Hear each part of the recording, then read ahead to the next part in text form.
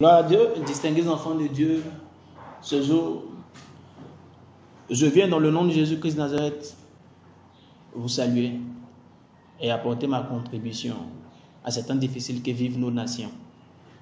Je prie que l'Éternel fortifie chacun de nous, que l'Éternel console chaque famille qui traverse ces temps difficiles-là et que la grâce de l'Éternel renouvelle les forces de ceux qui sont abattus. Je prie car nous croyons que l'Éternel a un plan pour chacun. Et nous croyons que face à cette pandémie qui vit l'humanité, vit les nations, cela est un signal afin de rappeler à chacun de nous qu'il y a au-dessus de nous un être supérieur à nous, une divinité, vers laquelle nous devons tous nous tourner un jour. Pour ma part, je crois que cette divinité, c'est Dieu, le Père de notre Seigneur Jésus-Christ de Nazareth. Je crois que la solution pour arriver à cette divinité, c'est celui qui s'est présenté à nous dans le livre de Jean chapitre 14, comme étant le chemin, la vérité et la vie, comme étant la vie éternelle. Jésus-Christ de Nazareth, c'est celui de qui je veux parler.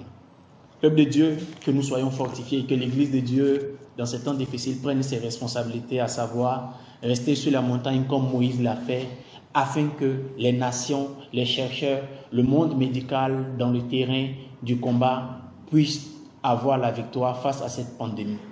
Que le nom du Seigneur soit béni.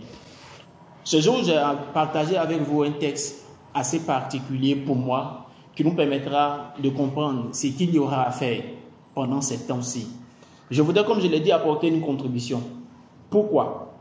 Parce que pendant que dans les différentes nations qui traversent des temps de guerre, il y a des personnes qui réfléchissent à ce qu'elles devront faire, à ce que cette nation-là devrait faire pour pouvoir avoir la victoire sur le terrain.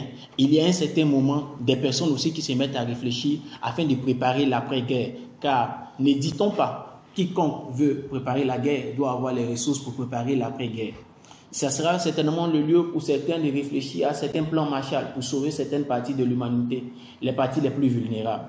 C'est pourquoi moi aussi, je m'approche de vous par ces paroles et par cette vidéo pour vous apporter des idées. Comment vivre dans ces temps?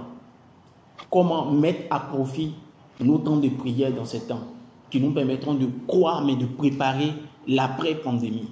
Nous sommes tous dans une certaine expectation, à savoir voir la main de Dieu opérationnelle pour que nous traversions cette saison. Dans cette expectation, nous croyons que le Seigneur Jésus-Christ de Nazareth sera à l'œuvre. Si tu crois avec moi que Jésus-Christ de Nazareth a déjà apporté la réponse à cette pandémie, tu dois être avec moi en train de prier, car tu devras croire, comme Zacharie chapitre 2 le dit, après cela viendra la gloire. Certainement, nous sommes à la porte d'une gloire nouvelle, certainement, nous sommes à la porte d'une saison nouvelle. Quelle sera, toi, la disposition dans laquelle tu amorceras cette nouvelle saison après la pandémie? J'aimerais partager avec vous un passage dans le livre de Matthieu chapitre 27 qui nous enseigne comment nous mettre dans des dispositions pour pouvoir vaincre les trois gardes qui pourraient se présenter à nous et qui nous empêcheraient de vivre cette saison de gloire qui arrive. Permettez-moi de faire la lecture dans le livre de Matthieu chapitre 27 à partir du verset 57 au verset 66. Le soir étant venu, arriva un homme riche d'Arimathée, nommé Joseph, qui était disciple de Jésus. Il se rendit vers Pilate et demanda le corps de Jésus. Et Pilate ordonna de le lui remettre. Joseph prit le corps, l'enveloppa d'un linceul blanc et le déposa dans un sépulcre neuf qu'il s'était fait tailler dans le roc. Puis il roula une grande pierre à l'entrée du sépulcre et il s'en alla. Marie de Magdala et l'autre Marie étaient là, assises vis-à-vis du sépulcre. Le lendemain, qui était le jour après la préparation, les principaux sacrificateurs et les pharisiens allaient ensemble auprès de Pilate et dirent: Seigneur, nous nous souvenons que cet imposteur a dit, quand il vivait encore, après 3 jours je ressusciterai. Ordonne donc que le sépulcre soit gardé jusqu'au 3e jour, afin que ses disciples ne viennent pas dérober le corps, et dit au peuple: il est ressuscité des morts. Cette dernière imposture serait pire que la première. Verset 65, Pilate leur dit: vous avez une garde, allez, gardez-le comme vous l'entendez. Et le verset 66, il s'en allait et s'assurait du sépulcre au moyen de la garde après avoir scellé la pierre. Ce récit est connu de plusieurs parmi nous. Il fait état des dernières heures, mais des heures juste après la mort du Seigneur Jésus-Christ et de ce qui s'est passé à la première heure du troisième jour, à la deuxième journée. La Bible déclare qu'à sa mort, Jésus-Christ de Nazareth avait un disciple du nom de Joseph d'Arimathée qui s'est rendu chez Pilate afin de prendre le corps. Après qu'il ait pris le corps auprès de après que Joseph d'Arimathée ait pris le corps, la Bible dit qu'il le mit dans un tombeau qu'il avait lui-même préparé. Les disciples attendaient la résurrection de leur maître, mais les sacrificateurs, eux, s'attendaient à autre chose. Ceux qui avaient crucifié Jésus avaient un autre défi. Ils s'attendaient à ce que Jésus avait dit ne s'accomplisse pas. C'est pourquoi ils diront ceci: les disciples pourront voler son corps et faire croire qu'il est ressuscité. Raison pour laquelle nous avons besoin, Pilate, que tu nous donnes une garde afin de renforcer. Comme si la mort n'était pas suffisante, comme si la pierre qui avait naturellement été posée à l'entrée n'était pas suffisante. Ils ont en plus de cela mis une garde afin que le corps de notre Seigneur ne se lève point, afin que Jésus-Christ de Nazareth ne ressuscite point, mais afin que les disciples ne puissent point voler son corps. C'est ce qu'eux ils ont dit. Et après cela, au verset 66, la Bible va plus loin et dit: après s'être assuré qu'il y ait la pierre et s'être assuré qu'il y ait une garde, ils ont scellé la pierre. Ils ont donc mis quelque chose pour pouvoir s'assurer que cela ne se fera pas. Bon nombre de personnes vivent le confinement sans savoir comment le vivre. À la limite, ils le subissent. Je voudrais m'inspirer de ce passage et faire sortir 3 choses importantes pour moi. Je voudrais introduire dans ce confinement, pour toi et moi, des saisons de prière, des sujets de prière. J'ai l'assurance que je ressusciterai. J'ai l'assurance que je reviendrai vivant. J'ai l'assurance que je passerai cette pandémie. Mais que serai-je après cette pandémie? Quelle est la logique avec laquelle j'approche, mais j'appréhende ma vie après la pandémie? Jésus-Christ de Nazareth avait certes l'assurance qu'il ressusciterait, mais il devait sortir de la tombe. Il a dit à Lazare, quand il était question de ressusciter Lazare, il a dit: ôtez la pierre. Il ordonna à Lazare de revenir en vie, mais il ordonna aussi aux hommes de pouvoir le délier. Lazare a eu une contribution, celle de pouvoir sauter et sortir de la tombe. La contribution des hommes a été de le délier. Je voudrais à partir de ce passage faire sortir une information. L'information selon laquelle il y avait 3 gardes qu'ils ont établies. La première garde était la pierre. C'était la garde naturelle. La deuxième garde était les soldats qu'ils avaient mis. C'était une garde humaine. Et la troisième garde était un sceau que les Juifs avaient mis. La Bible dit qu'il scella la pierre. Je voudrais utiliser le sceau qu'ils ont mis et le présenter comme, pour notre contexte, comme étant un sceau qui peut être spirituel. Je reviens à ce que j'avais dit préalablement. J'ai l'assurance qu'après la pandémie, pour toi qui seras en train de vivre, tu auras eu le temps de rencontrer le Seigneur. Ou pour toi qui as déjà le Seigneur, tu auras certainement renforcé ton intimité. Alors cette pandémie et ce confinement aura pour toi été un lieu pour renforcer ton intimité ou pour rencontrer celui qui changera ton histoire. Ainsi, Zacharie 2 a raison de dire: après cela viendra une gloire certaine. Soit parce que tu auras rencontré le Seigneur ou parce que tu auras renforcé ton intimité avec Dieu. Qu'est-ce que tu dois faire pour que dans cette saison de gloire, tu ne sois pas en marge d'un certain nombre de choses? Comment travailler sur ces 3 gardes pour que quand tu seras ressuscité, c'est-à-dire quand tu traverseras la pandémie, que tu puisses sortir de cette manière de vivre? Je voudrais te donner certains sujets de prière. Ce jour particulièrement, je voudrais travailler avec toi sur la notion de la garde humaine. Eux, ils ont mis des soldats. Mais toi, dans ta vie, il y a certainement une garde humaine qui pourrait travailler après ta résurrection pour t'empêcher de sortir. Si la porte était fermée, si la pierre était présente, que Jésus avait ressuscité Lazare, je ne crois pas que Lazare aurait pu sortir. Si Lazare était sorti et qu'il n'y avait personne pour le délier, je crois que Lazare aurait été présenté comme étant une momie, pour ceux qui ne savaient pas que Jésus l'avait ressuscité. Il y a donc une contribution de chacun de nous pour chacune de ces gardes. Comment vaincre la garde humaine? Comment prier?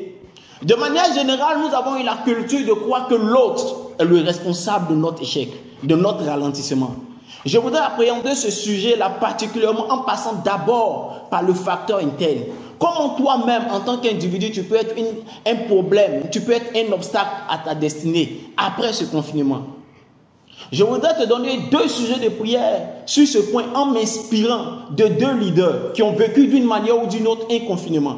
Je voudrais parler premièrement de cet homme qu'on appelle Moïse. La Bible déclare qu'un homme de Lévi prit pour femme une femme de Lévi et les 2 donnaient un libérateur en la personne de Moïse. Nous savons que Lévi peut être classifié dans les types de tempéraments, soit sanguin ou aussi colérique. Ces 2 ont donc donné un homme assez impulsif. Mais pour être un libérateur selon le plan de Dieu pour lui, il a fallu que lui aussi vive un certain confinement, mais un confinement de 40 ans auprès d'un homme du nom de Jéthro. Là-bas, Jéthro a eu à faire un travail sur lui. Jéthro finit de travailler sur Moïse. Ce Moïse qui était impulsif hier, colérique certainement, quand il va, à son retour, il devient une nouvelle personnalité. On redécouvre Moïse avec un attribut particulier. La Bible déclare concernant Moïse qu'il est l'homme le plus patient que la terre ait connu. Dans le confinement de 40 ans que Moïse a connu auprès de Jéthro, un travail a été fait. Je suis sûr d'une chose, c'est que la première garde humaine qui peut être un obstacle à ton développement, loin d'être ton ami, loin d'être tes ennemis, c'est toi-même.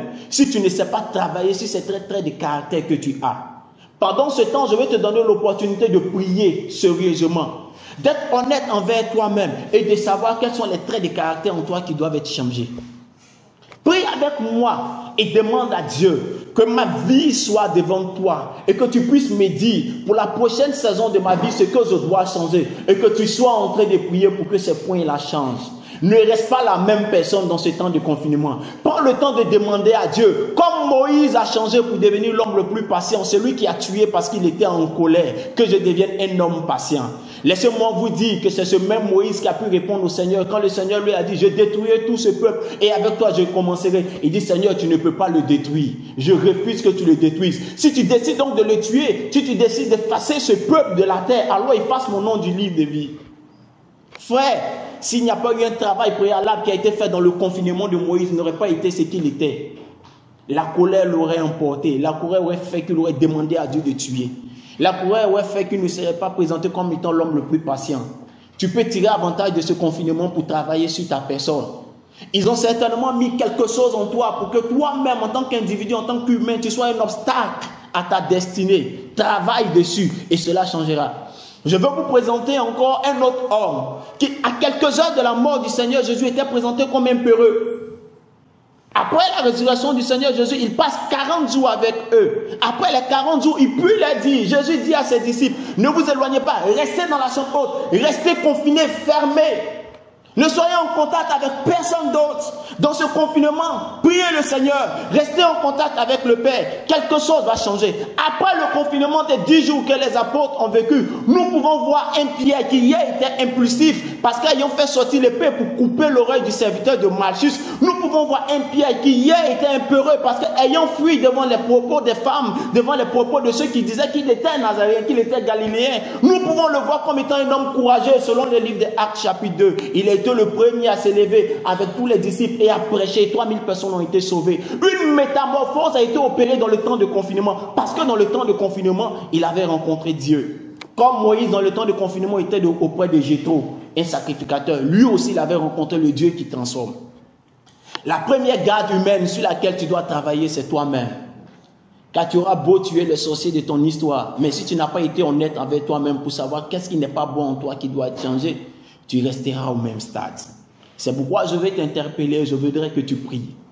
La deuxième chose pour laquelle je voudrais que tu pries avec assez d'importance dans ce temps, c'est que toi et moi, nous avons certainement eu une vie avant le confinement, avant la pandémie. Si tu rencontres le Seigneur Jésus-Christ de Nazareth aujourd'hui, il y a eu certainement un mode de vie que tu as eu. L'Éternel ne se souviendra pas de tes péchés. Mais retiens une chose, c'est que même dans le livre religieux que nous avons, même dans la Bible, la prostituée est appelée la prostituée. Les hommes t'appelleront toujours de tes erreurs du passé. C'est pourquoi tu devras prier pour ta réputation. Que l'Éternel efface la pensée qu'ils avaient de toi. Après le confinement de 10 jours, quand les disciples se sont levés et qu'ils ont commencé à prêcher dans Jérusalem, l'on a dit, voici des hommes sans instruction, mais voici ce que Dieu fait avec eux. Que la nouvelle vie que tu auras à vivre puisse confondre leur langage, parce que Dieu aura fait éteindre. Mais ce Dieu aura fait taire l'opinion qu'ils avaient de toi hier. Ecclésiaste 7, verset 1 dit, la bonne réputation vaut mieux qu'un parfum de valeur. Accorde beaucoup d'importance à ce sujet. Tu deviendras une nouvelle personne, certes. Mais comme Dieu, lui, il oublie, qu'il efface dans la mémoire des gens ce que tu as été hier et la somme de tes erreurs d'hier. La Bible déclare que pour que Moïse puisse revenir, il a appris que le pharaon qu'il avait fui avait disparu. C'est lui qui avait la mémoire du mal qu'il avait commis avait disparu. Si Dieu ne peut pas faire disparaître tous ceux à qui tu as fait du mal, qu'il efface de leur conscience le mal ou qu'il atténue la douleur que tu as pu créer dans le cœur. Peuple de Dieu, laissez-moi vous faire comprendre ceci. L'image que les gens ont de nous détermine ce qu'ils seront prêts à faire avec nous. Le souvenir que les gens ont de nous influence le futur qu'ils veulent avoir avec nous. C'est pourquoi je vais t'interpeller pendant ce temps de confinement. Prie donc le Seigneur que toutes choses changent. Prie donc le Seigneur que ton histoire puisse changer. Je voudrais toucher le troisième point utile. Hier, tu étais certainement comme ceux-là qui, parce qu'étant impulsifs, ne pouvaient pas se laisser influencer, ne pouvaient pas se laisser coacher, ne pouvaient pas se laisser diriger. Tu étais certainement comme ceux-là, à cause de leur tempérament, vivaient au jour le jour ce qu'ils pensaient. Si c'est sûr, si tu crois avec moi, qu'après cela viendra la gloire, tu dois te préparer à être sous un mentorship. Moïse a été sous le mentorship de Josué. Tu dois être sous le mentorship de quelqu'un. Les disciples ont été sous un nouveau mentorship. Il dit, ne vous inquiétez pas, je vous enverrai le consolateur. Il vous est avantageux que je m'en aille afin qu'il vienne pour vous conduire. Ils n'étaient pas conduits d'eux-mêmes, ils étaient maintenant conduits par un mentorship. Par quelqu'un qui pouvait leur dire ce qu'ils devaient faire et ce qu'ils ne pouvaient pas faire. Bien-aimés, souvent nous ne réussissons pas. Pas parce que le plan de Dieu pour nous n'est pas bon. Pas parce que Dieu n'a pas de projet pour nous. Pas parce que la destinée est plus grande que nous. Mais simplement parce que nous avons un manque de discipline. Très peu de personnes sont en mesure de s'autodiscipliner. Et pour pouvoir arriver au succès, il faut que tu aies la discipline. Et si tu n'as pas l'autodiscipline nécessaire, tu as nécessairement besoin alors qu'il y ait quelqu'un qui te conduise dans ce que tu dois faire. Je veux te parler d'une personne que tu dois avoir. Jéthro. Jéthro est celui qui a formaté Moïse. Moïse est arrivé auprès de Jéthro en tant que prince de Pharaon. Mais Jéthro a fait de lui un berger afin de changer sa manière de voir.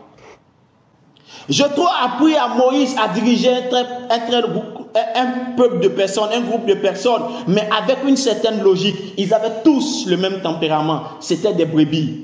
Jéthro est encore revenu pour apprendre à Moïse comment gérer un certain nombre de personnes. Il a montré à Moïse comment organiser, comment planifier et comment répartir les tâches. Tu as besoin d'un Jéthro parce qu'il te défiera. Tu as besoin d'un Jéthro pour te dire ce que tu as fait hier avant la pandémie était bonne, mais elle ne suffit pas pour ce que tu dois devenir demain. Fais encore mieux. Tu as besoin d'un Jéthro face à Moïse. Lorsque tu auras rencontré le buisson ardent que tu penseras que tu serais arrivé. Lorsque tu auras rencontré le buisson ardent que tu auras vu des miracles. Lorsque tu auras vu Pharaon tomber dans son armée, tu penseras que c'est là tout ce que Dieu veut faire avec toi. Tu as besoin d'un Jéthro pour te dire tu as vu les œuvres, tu n'as pas encore vu le Père. Pour te défier à aller vivre Exode 32 et Exode 33. La Bible déclare que Jéthro, dans le livre de Nombres chapitre 12, au verset 3, organise une réception pour dire merci au Seigneur de ce qu'il a fait avec Moïse, de ce que Pharaon et son armée a été engloutis, de ce que son beau-fils Moïse soit devenu grand, son disciple Moïse soit devenu un leader d'une grande nation, de ce qu'il ait pu appliquer tout ce qu'il avait appris. Mais au cours de cette réception, la Bible déclare qu'il y avait en présence de Jéthro, Moïse, Aaron, il y avait les anciens d'Israël, mais la Bible dit que Jéthro a pu faire déplacer l'Éternel. Moïse n'avait pas encore vu l'Éternel, mais Jéthro a déplacé l'Éternel. L'Éternel a pu venir. Tu as besoin d'un Jéthro pour te dire, tu peux encore faire mieux. C'est pourquoi dans ce temps de confinement, je voudrais te dire, travaille à devenir la meilleure version de toi. Prions ensemble le Seigneur. Demandons à Dieu Père, pendant ce temps de confinement, apprends-moi à travailler sur moi. Apprends-moi à vaincre ces 3 gardes qui ont été mis sur ma vie. Donne-moi d'entrer dans ce que tu as prévu pour moi, mais en étant d'abord la meilleure version de moi. Peuple de Dieu, je voudrais pour cette première série de vidéos que je veux vous apporter, dans ma contribution à mieux utiliser notre confinement, comme Moïse et comme Pierre, je voudrais m'arrêter sur ces propos et vous donner rendez-vous dans les jours qui suivent. Prions ensemble le Seigneur. Dis avec moi, Seigneur, je me présente devant toi aujourd'hui pour que par cette série de messages, que ma vie soit bouleversée, que ma personnalité soit transformée et que je devienne l'homme que tu veux que je sois pour la mission, pour la charge à laquelle tu m'appelles. Je ne veux pas perdre ma couronne, je ne veux pas perdre ma place, je ne veux pas être une personne de plus dans la nouvelle saison après la pandémie. Je voudrais être une personne à sa place après cette pandémie qui fera voir la gloire de l'Éternel. Dans le nom de Jésus, nous avons prié. Puisse l'Éternel vous bénir.